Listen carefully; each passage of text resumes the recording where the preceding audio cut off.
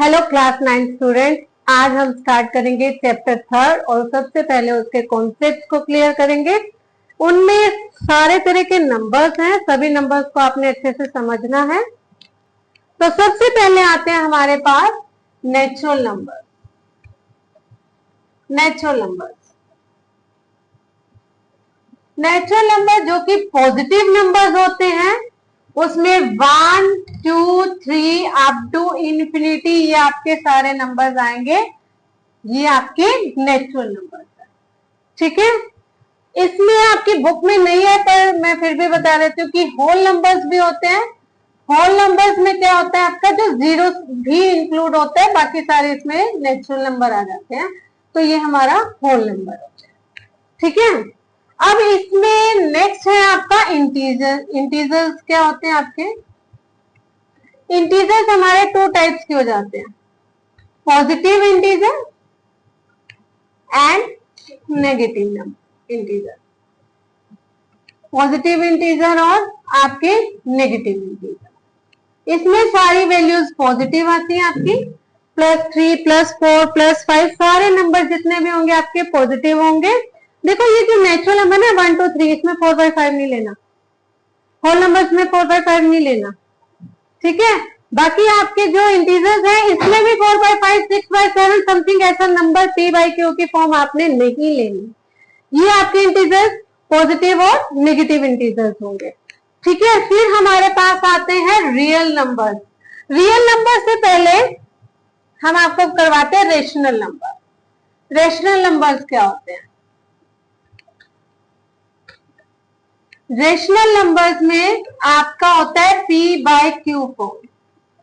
p/q की form में जितने भी नंबर्स होंगे ना वो सारे रेशनल नंबर होंगे।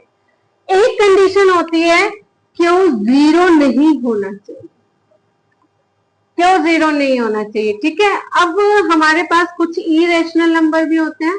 इरेशनल नंबर वो होते हैं जो आपके p/q की फॉर्म में होते हैं, लेकिन एक चीज का ध्यान रखना पड़ता है कि जब आप इनको डिवाइड करोगे तो जो आंसर आना चाहिए वो आपका नॉन टर्मिनेटिंग आना चाहिए, मतलब कि कभी भी एंड नहीं होना चाहिए। डिवाइड होता जा रहा है, लगातार होता जा रहा है, आप थक गए हो, पेज भर गया, लेकिन वो कभी डिवाइड नहीं होगा। नॉन टर्मिनेटिंग और एंड होने का आसार भी ना हो तो नॉन रिपीटिंग, नॉन रिकरिंग भी इसको बोलते हैं, वो नॉन रिपीटिंग भी होना चाहिए, उसमें बार बार रिपीटेशन भी नहीं आनी चाहिए, ठीक है। तो इनको हम क्या बोलते हैं? हमारे इरेशनल नंबर। ये सारे हमारे इरेशनल नंबर्स होते हैं। फिर हमारे पास होते हैं रियल नंबर। अब एक क्वेश्चन ये आता है कि रेशनल नंबर इज, जैसे आपका 3 है, 3 एक रेशनल नंबर है, आपने तो कहा नेचुरल नंबर है, मैंने तो होल नंबर भी कहा, पॉजिटिव इंटीजर भी कहा, तो रेशनल नंबर है। Yes, 3 is a rational number क्योंकि इसके नीचे 1, 3/1, क्यों जीरो नहीं होना चाहिए? 0 is a rational number. Yes, 0 is a rational number. 0 भी एक रेशनल नंबर है क्योंकि हमारी कंडीशन कहते 0/1 हो जाएगा ना, नीचे 0 नहीं होना चाहिए, ऊपर 0 हो सकता है, तो 0 इज ए रेशनल नंबर। फिर हमारे पास आते हैं रियल नंबर। अगर रियल नंबर्स में हम लोग देखेंगे तो देखो रेशनल नंबर में आपका नेचुरल नंबर भी आ गए, होल नंबर्स भी आ गए, इंटीजर्स भी आ गए और सब आ गया। तो रियल नंबर्स क्या है आपका? रेशनल नंबर भी आते हैं उसके अंदर और आपके इरेशनल नंबर भी आते हैं। ये हमारे क्या है? रियल नंबर, ठीक है। ये जो है हमारे पास मेन जो मैथ के सभी नंबर्स हैं, तो ये इस तरीके से आपको इनको समझना है। अब एक क्वेश्चन ये आता है, क्या रेशनल नंबर सभी रेशनल नंबर नेचुरल नंबर है? ऐसे पूछे तो आपने कहना नहीं। क्या सभी नेचुरल नंबर रेशनल नंबर है? यस, जितने भी नेचुरल नंबर लोगे सारे रेशनल नंबर होंगे, पर सभी रेशनल नंबर नेचुरल नंबर नहीं हो सकते क्योंकि उसमें तो नेगेटिव भी आने आपके, ठीक है। तो क्या वो इंटीजर्स हैं? नहीं, सभी रेशनल नंबर इंटीजर्स नहीं है क्योंकि इंटीजर में आपको p/q की फॉर्म नहीं लेनी है। तो आपने कॉन्सेप्ट को समझना है। इरेशनल नंबर कौन से हो गए? नॉन टर्मिनेटिंग, नॉन रिपीटिंग, उसमें रेशनल नहीं आ रहे आपके, ठीक है। तो क्या रियल नंबर कौन से हैं फिर, उसमें रेशनल और इरेशनल दोनों ही नंबर्स का हमारे पास पैकेज है पूरा। ठीक है, फिर हमारे पास आते हैं, ये हो गया हमारे पास। अब आते हैं हमारे पास इमेजिनरी नंबर। इमेजिनरी नंबर कौन से होते हैं? इमेजिनरी नंबर होते हैं कि हमें स्क्वायर रूट आ गया, देखो। अच्छा, रियल इरेशनल नंबर में ना सारे जितने भी आपके स्क्वायर रूट टर्म्स है ना, वो भी सारी आपकी इरेशनल है। जैसे √3 होगी, √5, ये जितना भी स्क्वायर रूट है ये सारा आपका इरेशनल है, क्योंकि इनकी जब स्क्वायर रूट लोगे ना नॉन टर्मिनेटिंग नॉन रिपीटिंग आएगा, तो ये आपका इरेशनल नंबर है। अच्छा, फिर बच्चों का क्वेश्चन, क्या √4 भी इरेशनल नंबर है? नहीं भाई, √4 की वैल्यू 2 है। जिनकी वैल्यूज आपको स्क्वायर रूट में पता है वो वैल्यूज आपकी सारी क्या है, वो आपकी रेशनल नंबर में आ सकती है या नेचुरल नंबर में आ सकती है। जैसे √25 उसकी वैल्यू 5 है, वो आपका क्या आएगा इरेशनल नंबर में? नहीं। √49 नहीं, √169 जिसकी वैल्यू 13 है, नहीं। ठीक है, वो आपके इरेशनल नंबर नहीं है, लेकिन जिनके स्क्वायर रूट की वैल्यूज नहीं निकलती वो आपके सारे इरेशनल नंबर है। अब जैसे √8 आ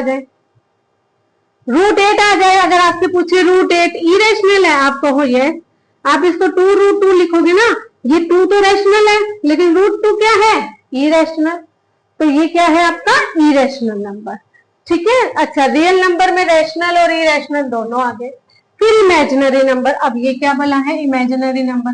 देखो, ये अनसोल्ड नंबर्स हैं। जैसे आपको √1 तो पता है कि मैं 1 लिख लू, √4 पता है आप 2 लिख लो, √2 आ जाए आप उसको इरेशनल कह दोगे, इरेशनल है। इसको इसकी वैल्यू 1.414 कुछ लिखवा देते हैं, सोल्व करवा देते हैं। लेकिन अगर आपका √-1 आ गया तो स्क्वायर रूट ऑफ -1 को आप सोल्व नहीं कर सकते। ये आपका इमेजिनरी नंबर है और इसको हम लिखते हैं आयोटा यूज करके। ठीक है, ये आपका इमेजिनरी नंबर है। अगर मान लो -√5 आ जाए, -√5 तो कैसे लिखोगे आप? इसको लिखोगे -1 और ये 5 हो गया, तो ये इसको फिर से आपको लिखने का तरीका ये आएगा। ये जो √-1 है ये आई निकलेगा, इसको हम कहते हैं इमेजिनरी नंबर। और आगे +1 क्लास में इसको कॉम्प्लेक्स नंबर से भी सोल्व किया जाता है, कॉम्प्लेक्स नंबर भी कहते हैं इसको। आपकी बुक में सिर्फ इमेजिनरी नंबर लिखा हुआ है। नेक्स्ट है साइक्लिक नंबर। साइक्लिक नंबर क्या होता है? साइक्लिक नंबर होता है कि आपने किसी वैल्यू को, आपके उसमें एग्जांपल है 1/7 का, कि जब आप 1/7 को डिवाइड करोगे तो आपका क्या आंसर आता है? 0.1 समथिंग आएगा आपका। एक बार इसमें बुक में देखते हैं आपका।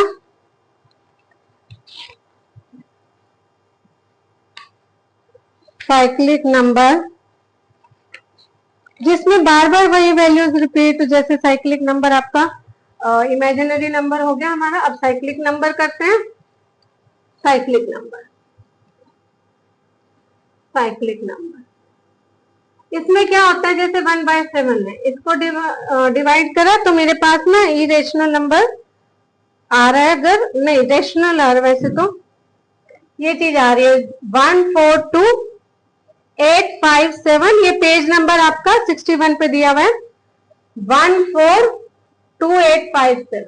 ये फिर से चीज रिपीट हो रही है, तो इसके ऊपर आप ऐसे बार लगा देते हो कि 142,857, 142,857, 142,857 बार बार रिपीट हो रहा है। तो मैं इसको बार बार ना लिख के इसके ऊपर बार लगा देती हूँ। अगर मुझे कहा जाए 2/7 तो मेरे को 1/2 इंटू 1/7 होता है, और 2 इंटू मैं ये वाली वैल्यू कर दूंगी। ये आपका क्या होगा? मल्टीप्लाई करके आंसर निकलता रहेगा। ठीक है, ये वही सर्कल, वही नंबर जो बार बार रिपीट होते जाएंगे उसको हम क्या कहेंगे? Cyclic number. फिर है डेंसिटी ऑफ रेशनल नंबर। भाई कितने रेशनल नंबर हैं? वो ये कह रहे हैं नेचुरल नंबर भी आ गया, होल नंबर्स भी आ गया, इंटीजर्स भी आ गए, कितने रेशनल नंबर्स हैं आपके? क्या डेंसिटी कितनी है? डेंसिटी मतलब दो नंबरों के बीच के आप कितने रेशनल नंबर निकाल सकते हो। अगर मुझे कहा जाए 2 और 3 के बीच के रेशनल नंबर निकालो, बहुत सारे नंबर है 2 और 3 के बीच में, 2.1, ठीक है। वैसे इनके बीच का 2.5 है जैसे, फिर ये 2.1, क्या 2.1 और 2 के बीच में कोई नंबर नहीं है? बिल्कुल है। इनको ऐड करो, 2 से डिवाइड करो, 4.1 आया। 4.1 को आपने 2 से डिवाइड कर दिया, ठीक है। इसको 2 से डिवाइड करोगे, फिर आपका जो नंबर आएगा 2 पॉइंट क्या आएगा आपका, 40 को 20 से डिवाइड किया,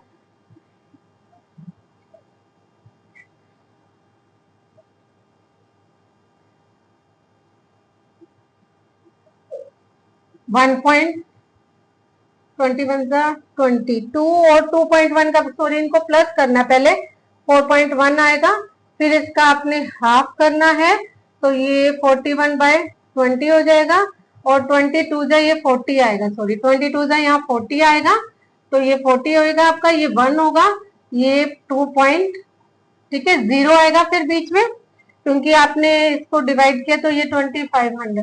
तो मतलब है इसके बीच में एक और नंबर 2.05, फिर इनको प्लस करो, इनका हाफ करो, यानी कि 2 और 3 के बीच में भी बहुत सारे रेशनल नंबर निकल जाएंगे। इनफाइनाइट नंबर निकलेंगे रेशनल नंबर, किसी भी दो इंटीजर या दो रेशनल नंबर के बीच में अगर आपको नंबर निकालने हो तो इनफाइनाइट नंबर निकलेंगे आपके। अब तो ये होती है डेंसिटी ऑफ रेशनल नंबर। ये तो मैंने 2 और 3 लिया, क्या कोई और एग्जांपल ले सकते हैं इसकी जगह, 2 और 3 की जगह? हाँ, कोई और एग्जांपल ले सकते हैं हम। कैसे, कौन सा एग्जांपल लेते हैं? जो एक रेशनल नंबर है, मैं ये रब कर देती हूँ, जो आपका कोई भी रेशनल नंबर ले लेते हैं, उनके बीच के अगर हमें नंबर्स निकालने हो, रेशनल नंबर निकालो तो कैसे निकालेंगे आप, ठीक है। तो बुक में से ही कोई एग्जांपल देख लेते हैं। जैसे आपका 1/6 है और 2/5 है, इनके बीच का रेशनल नंबर निकालने को बोला। 1/6 एंड 2/5 मान लो ये बोला। अब उसने कहा कि इनके बीच के निकालो, पहले तो इनका डिनोमिनेटर सेम करो, LCM low, LCM of 6 and 5 30 आया। आपने 1/6 करना है, इसको नीचे 30 बनाना है, 5 से मल्टीप्लाई ऊपर, 5 से नीचे 5/30। ये 2/5 है, इसको भी आपने ऊपर नीचे 30 बनाना है। क्यों बनाना है अभी आपको समझ आएगा, 12/30। देखो 1/6 और 2/5 में मेरे को समझ ही नहीं आ रहा ना कि नंबर एग्जैक्ट क्या बीच की वैल्यूज आ रही है। अब कम से कम ये हो गया कि 5/30 से लेकर 12/30 तक के बीच के नंबर लिखने हैं, तो 6/30 हो गया, पैटर्न सही सा हो गया, और 8/30 हो गया। क्या यही तरीका है? देखो ये तरीका तो बहुत सही है। उसमें ज्यादा नंबर मांगता, जितने आ रहे हैं उससे ज्यादा मांगता, उतनों से और 2-4 नंबरों से मल्टीप्लाई ऊपर नीचे कर देते, हमारे नंबर बढ़ जाते। लेकिन अगर कोई और तरीका है, बिल्कुल कोई और तरीका है, जैसे 1/6 और 2/5 के बीच का रेशनल नंबर निकालना, आप इसको हल्का सा डिवाइड कर लो। 1/6 कितना आता है आपका? 1/6 है ना, तो ये आएगा आपका 0.16,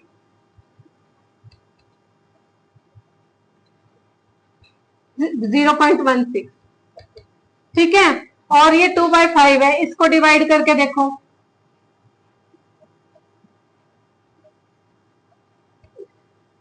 0.4। इनके बीच के नंबर 0.16 से लेकर 0.14 के बीच के लिखना। 0.2 आ जाएगा, 0.3 आ जाएगा, ये 0.4 हो गया। और बीच के लिखने हो तो 0.16 और 0.2 के बीच के 0.17, 0.18, 0.19, 0.191 और छोटा कर दो उसको, 0.2। ऐसे कितने ही नंबर आप बना सकते हो बीच में। जितनी आप पॉइंट के बाद के डिजिट बढ़ा दोगे ना, उतने ही उसके बीच के नंबर और बढ़ते जाएंगे, मैग्नीफाइड होते रहेंगे, मैग्नीफाइड होते रहेंगे, ठीक है। तो ये हमारे पास 2 मेथड मैंने आपको समझाए हैं बीच में रेशनल नंबर्स निकालने के। पहला मेथड, आप एलसीएम लेके डिनोमिनेटर सेम करें, फिर ऊपर वाले नंबरों पे ध्यान दें, ये 5 बन गया, ये 12 बन गया, तो बीच के नंबर्स लिख लो जितने आ रहे हैं। अगर वो नंबर कम आ रहे हैं, मान लो यहाँ 5 आता, यहाँ 6 आता, मान लो सपोज टू बी 5/30 होता, और मान लो आपका 6/30, अब कहता बीच में लिखो। कितने बोले उसने? मान लो 4 बोले, तो आप 4 से मल्टीप्लाई ऊपर, 4 से नीचे, 20/120, क्योंकि ना अगर जो चीज ऊपर मल्टीप्लाई कर रहे हो नीचे भी करोगे कोई फर्क नहीं पड़ेगा। अब 6/30 है, इसके भी ऊपर 4 से मल्टीप्लाई, नीचे भी 4 से, तो ये 24/120 हो जाता है। अब 20 से लेकर 124 तक के नंबर बीच के लिख देते हैं, जितने नंबर आ जाते हैं। तो ये दो प्रोसीजर है हमारे बीच के रेशनल नंबर निकालने के। तो डेंसिटी ऑफ रेशनल नंबर तो बहुत ही ज्यादा है, ठीक है, ये समझ आ गया कॉन्सेप्ट। नेक्स्ट है धना एंड डेबिट और ऋणा फॉर्च्यून। ये तो क्या है कि धना पॉजिटिव नंबर से बात कर रहे हैं और ऋणा जिसे डेबिट कहते हैं वो नेगेटिव नंबर है, ठीक है। तो धना जो है हमारा, जिसे हम फॉर्च्यून कह रहे हैं, वो हमारा पॉजिटिव है, और जो हमारा ऋणा है डेबिट जिसे हम कह रहे हैं वो हमारा ऋणा है, ठीक है, जो नेगेटिव नंबर है हमारा। तो जहां पर जैसे बैंक में बैलेंस है, मान लो आपके बैंक पे 100 रुपीज बैलेंस है और आपकी जो इंस्टॉलमेंट कटनी है वो 500 रुपीज कटनी है, तो 100 तो वो कट ही गए, बाकी -400 आपके ऊपर ऋण हो गया, वो डेबिट होता है, ऋणा हो गया, वो नेगेटिव नंबर हो गया आपके पास, ठीक है। इसलिए उसको हमने क्या कहा हुआ है, नेगेटिव को ऋणा। तो आप कभी बैलेंस देखोगे तो वो क्या आएगा, -400 रुपीज, ठीक है। फिर है ब्रह्मगुप्ता मेथड। वो क्या मेथड है, वो आपने पहले भी किया हुआ है कि दो रेशनल नंबर्स को अगर मुझे ऐड करना है या उनको सब्ट्रैक्ट करना है तो ब्रह्मगुप्ता मेथड लगता है। जैसे आपका अभी एक क्वेश्चन हमने लिया 1/6 और उसने कहा एंड 2/5 को मान लो ऐड करने को बोला, तो हम कैसे ऐड करेंगे, ये Brahmagupta method. LCM low, LCM of 6 and 5 कितना आ रहा है, 30। तो इसको नीचे 30 बनाने के लिए देखो दो तरीके हैं। अब आप क्लास 9th हो गए हो तो आप ऐसे करो कि ये 30 हो गया, 6 को 30 से डिवाइड करना है, 6 को 30 से क्या करना है, 30 को 6 से क्या करना है, डिवाइड। 5 आएगा, 5 को ऊपर वाले से मल्टीप्लाई, 30 को 6 से डिवाइड कर दो, एक ही स्टेप में सारा काम करो, 5 आ गया,